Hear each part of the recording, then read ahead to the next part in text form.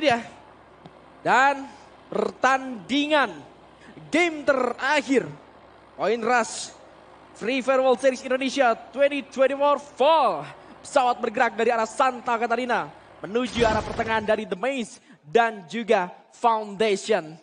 Sekarang tidak akan terlihat adanya early fight yang terjadi. Santa Catarina milik asli Ninja. Lalu kita melihat Mammoth juga akan menjadi milik dari Avengers. MyRF memiliki area Foundation dan juga Vesaka menguasai bagian tengah dari Kalahari. Oldhampton gak ada yang menyentuh sama sekali. Betul, Sabar, kalau kita lihat tidak ada saling bersinggungan di antara drop zone masing-masing tim. Ya. Mungkin bersebelahan iya, tapi bersinggungan di area early tidak sama sekali. Dan ini akan membuat masing-masing tim lagi dan lagi bermain dengan tempo yang lambat. Ingat guys, map ketiga Kalahari tadi guys, kalau kalian sadar itu bener-bener guys. Map keempat maksud aku, itu bener-bener kayak masuk menit 11-12. 12 tim masih ada gitu maksudnya. Iya. Bro ngapain aja di Kalahari gitu kan. Iya, Kalahari yang biasanya kita kenal itu map ini ya, map cepet gitu lah. Karena adanya grapple hook kan juga di sana. Itu dulu sebelum ada Nextera, Kalahari itu map yang paling cepet. Betul. Tapi jadi map pasif loh. Ya tapi sama mereka semua jadi main pasif di sini gitu ya. Dan Yes. ya berarti ini jadi catatan juga untuk kita. Atau untuk kalian juga para survivor.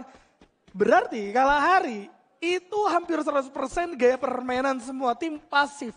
Yang artinya mereka coba untuk maksimalin poin mereka itu ya di Kalahari nih. Supaya bisa masuk arah late game bareng-bareng gitu kan. Yes. Itulah yang bisa dimaksimalkan oleh kedua belas tim yang bertanding di round terakhir kali ini. Avengers Halal, gimana lo ngelihat mereka di hari ini?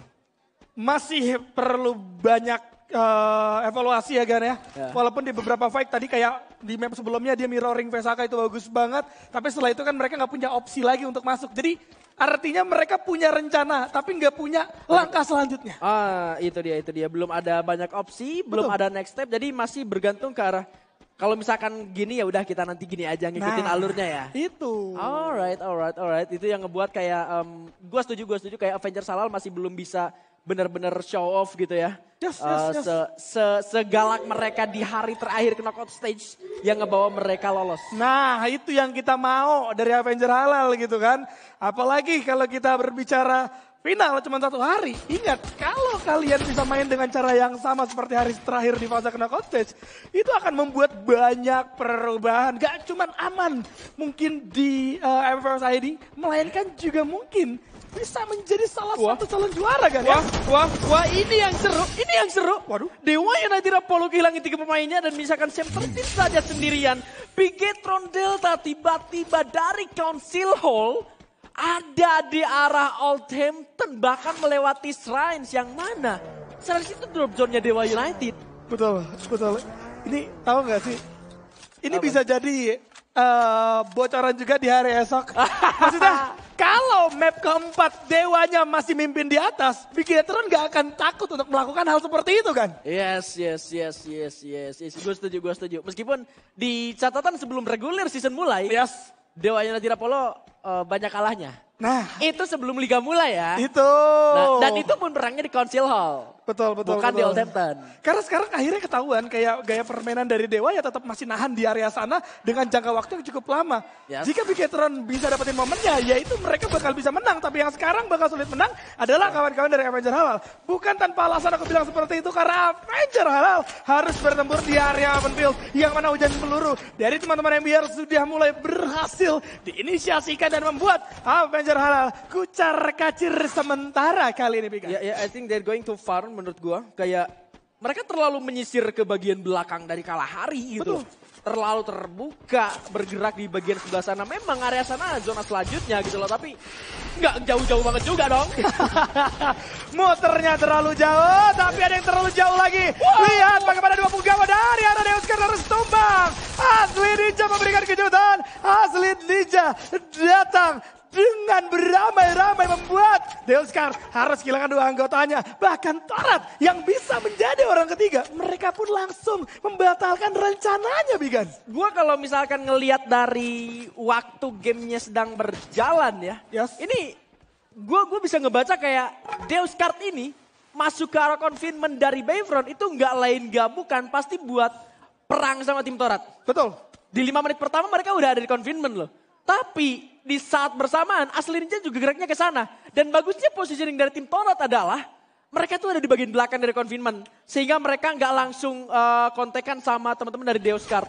Dan Asli Ninja yang baru datang ke arah confinement, mereka langsung kontaknya sama Deus Card. Sehingga tim Torat di sana masih bisa selamat. Tetapi seperti yang nggak bisa selamat adalah Vengeance Halal. Karena diserang dari dua arah berbeda. Lihat Modra di bagian belakang bisa sendirian dan menjadi pemilik hashtag 12 Kagendra dan juga MBR Repsilon yang sama-sama mengejar tim komunitas ini akhirnya kena batunya dipaksa untuk melakukan pertempuran di area terbuka King Kodok. Waduh, sebenarnya kalau kita berbicara untuk rugi, nampaknya MBR akan menelan kerugian karena mereka baru saja selesai bertempur melawan kawan-kawan dari Avenger Halal. Walaupun mereka tidak kehilangan siapapun, tapi masing-masing dari anggotanya harus menggunakan makin sejenak dan berhasil diterobos. Dua anggota menghilang, Lozi Hai dan Zarus kandas begitu saja di tangan seorang Raf. Bahkan dari Pesta pun menghilang di tangan seorang Azril.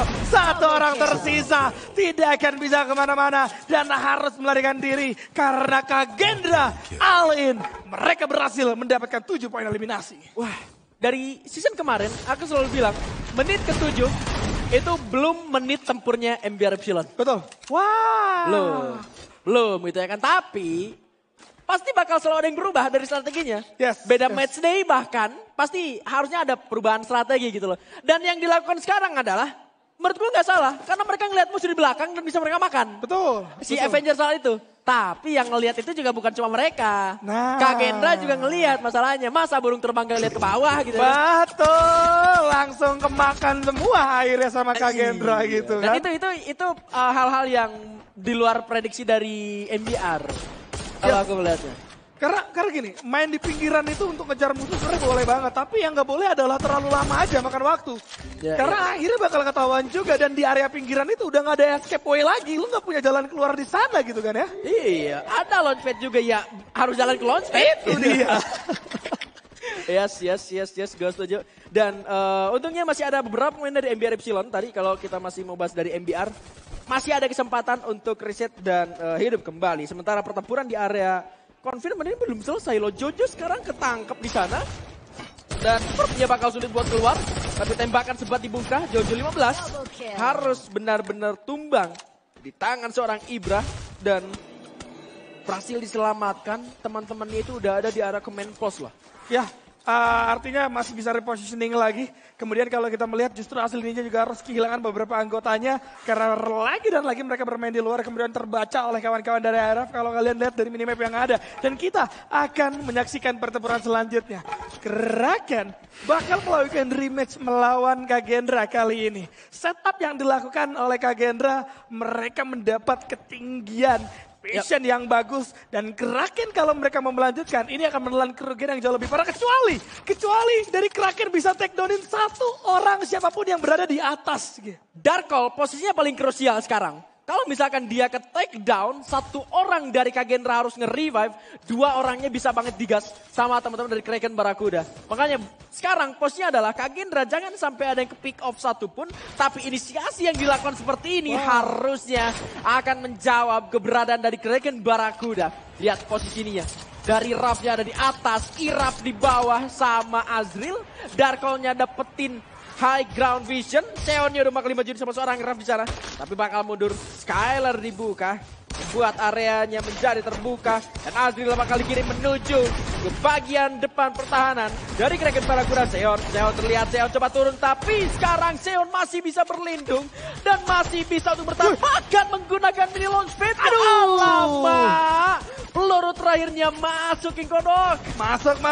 Tapi lihat, udah ada MBR juga harus kena si posisi 11. Tidak bisa menyelamatkan diri. Kagendra masih lanjut bertempur. Azril harus tumbang di tangan seorang Paul. Tapi Darkol kepala dari seorang Panji berhasil berjaga begitu saja. Raf tidak akan membiarkan kawan-kawannya tumbang. Masih ada tembakan balasan. Berhasil menumbangkan satu orang Paul juga. 2 lawan 2 akan segera terjadi. Tapi untuk kawan-kawan dari Kraken, nyatanya masih ada 3 anggota. Azril juga bakal coba dihidupkan kembali. Kemudian Panji ternyata udah mulai tertekan juga di sisi atas. Susana Seon akan mencari keberadaan di mana seorang Raf berada. Tembakan demi tembakan akan mulai disusul kembali. Tapi Susana terlalu dekat, nampaknya tidak mengenai sasaran. Tembakannya masih bisa ada keluar. Membuat Skylar juga harus dibuka terlebih dahulu. 1 jump shot, 2 lawan 1 terjadi. Raf takedown di tangan seorang Susana. Dan Kagendra yang masih ada 2 anggota, mereka kan masih tetap memaksa. Iram dan naik, berhasil dapetin 1 orang di sana. Harus terjatuhkan, Susana terjatuh sendirian. Dan Azrael menutup semuanya. Kraken 2 kali gagal untuk menang duel terhadap Kagendra. Dan harus puas di posisi ke-10. Oh my god, what a game, what a clutch Kagendra. Di situasi yang 80% bahkan mereka harus jujur tumbang, mereka masih bisa membalikan keadaan. Thrill of battle-nya connect. Iramnya bisa nahan Susana. Tiba-tiba 1 pemain datang dari bagian bawah. Gak expect banget. Kagendra masih ingin melakukan perlawanan meskipun mereka sudah berdarah-darah. Dan memang The Sub sudah jadi milik mereka sekarang. Dan harusnya mereka bakal aman dari gangguan siapapun. Masalahnya sekarang adalah zonanya sudah bergerak dan mereka belum reset. Nah, itu yang bakal jadi masalah besar untuk kawan-kawan dari Kagendra ya. Tapi aku yakin Kraken tadi di fase selesai bertempur langsung pada ngomong siapa sangka gitu kan. Iya, siapa sangka. Siapa sangka begini gitu kan. Karena kirain udah sama-sama ngelepas, ternyata enggak. Bahkan kali ini Kagendra pun gak diizinin untuk ngelepas pertempuran gitu aja. Lihat kan datang langsung dari serang Gens, ternyata bakal seperti takedown. Lago seperti 1 orang dari Koliar dari belakang. Bakal ada 1 follow up. Lago seperti kejar. Iram masih menangin duel. Dan Deuskar harus menelan kerugian karena 2 anggotanya pun tumbang. Regroupnya terlalu jauh antara satu sama lain. Membuat posisi mereka pun akan sulit untuk saling memberikan backup, Bigan. Yes, 2 pemain tersisa dari Deuskar yang sudah mengalami kesulitan dari awal. Hal-hal strategi mereka gagal. Pertama di arah confinement dan sekarang ketika mereka rotasi menuju ke arah The Sub, ternyata Kagendra yang belum melakukan reset sama sekali. Itu yang membuat pergerakan dari Deuskar cukup terhambat. Dan sekarang Kagendra makin dibukakan jalannya, tapi zonanya sudah mulai menutup dan membuka di zona keempat. Artinya di bagian luar zona damage-nya sudah sangat tinggi dan jadi PR buat Kagendra yang paling jauh untuk masuk ke dalam zona selanjutnya. Tapi ini fight antara IRF Team juga asli Ninja Falls. Oh my god. Make 7 dari seorang Zex yang sangat menyakitkan, tapi lihat Raka Agent dijatuhkan oleh seorang kill dengan 9-nya. Ledakan yang membuat kali ini RF Team kesulitan. Raka tidak bisa diselamatkan. Dan sekarang Jibril cukup kebingungan di bagian dari dalam sebuah compound. Berpisah, tapi lihat Zex punya vision. Ledakan semua lane main. Zex akan masuk. Tapi lihat bagaimana Zex dan Jibril masih tetap kokoh berdua saja di bagian dalam sebuah compound. Karena diikat oleh sebuah case yang akan membantu kekuatan 2 pemain terakhir ini. Wah, ini sulit sih. Udah pasti bakal ditabrak Alin, tapi ada yang Alin juga Bigatron. Lawan Pesaga kali ini. Tembakan demi tembakan sudah mulai terjadi di area dalam. Tenda darurat. Nampak ke David. Dapetin 1 orang. Wah. M79 Jawa di poin. 2 punggawa dari Bigatron pun harus rata begitu saja. Dan Bigatron apakah harus terusir. Menyisakan seorang Ikal yang harus berpindah tempat secara cepat kali ini, Bigan. Ini dia pertanyaan yang langsung dijawab oleh Pesaka Esports. Bagaimana kalau gaya permainan mereka dipaksa untuk bermain dengan pasif. Masuk menuju ke menit 14. Sekarang Pesaka still strong dengan 4 pemain mereka. Bahkan Asli Ninja akan menjadi korban selanjutnya sepertinya. Dengan situasi yang sangat-sangat sulit sekali. Mereka juga harus berhadapan bersama dengan ARF Team. Yang mana Zex tertembak dari bagian Bigatron Delta di sana. Ada Ikal dan juga ada Tim Torat. Dan Pesaka sangat aman sekali. Oh, Skylarnya menyulitkan sekali ke arah seorang SN atau Surya. Masuk menuju ke arah dalam. Dan tereliminasi tentunya. Ini menjadi kesempatan untuk Pesaka untuk kesekian kalinya. Ibra tumbang dengan seorang Uwai yang gain dari Gen Y. Ledakan the golden grenade from seorang Uwai membuat sekarang Pesaka bisa bertahan sampai ke top 6 King Kodok. Wow, Uwai di hari ini nampaknya meledak-ledak. Lihat bagaimana Uwai mengamankan begitu banyak objektif dengan ledakan. Kagendra menerus tumbang di posisi yang ke-6. Tembakan masuk dari arah Torat yang kali ini akan menyulitkan posisi dari Dewa itu sendiri. Dan Javu terlalu jauh untuk melakukan inisiasi. Teman-temannya belum siap. Skylar hadir, tembakan masuk dan Javu benar-benar tumbang kali ini dan membuat Torat justru harus narik diri lagi dan bertahan di area patahan. Zona memang berhasil didapetin, tapi lihat bagaimana Dewa akan mengintai sesuatu sehingga Torat tidak punya opsi untuk naik karena di belakang mereka juga masih ada satu tim yang berhasil. Satu tembakan, 1 Jawa. Sam 13 belum usai. Sam 13 banyak momentum untuk teman-teman Dewa United, Bigan. Snipe shooter from Dewa United Apollo make a momentum. Sam 13 membuat tiga temannya sangat percaya kepada dirinya, percaya diri maju ke depan, dan David menjadi korban selanjutnya, menjadi korban terakhir dari Vesaka Esports, menyisakan seorang Ikal di pojokan sana, dan tentunya akan sangat sulit untuk seorang Ikal memberikan perlawanan 3 melawan 1.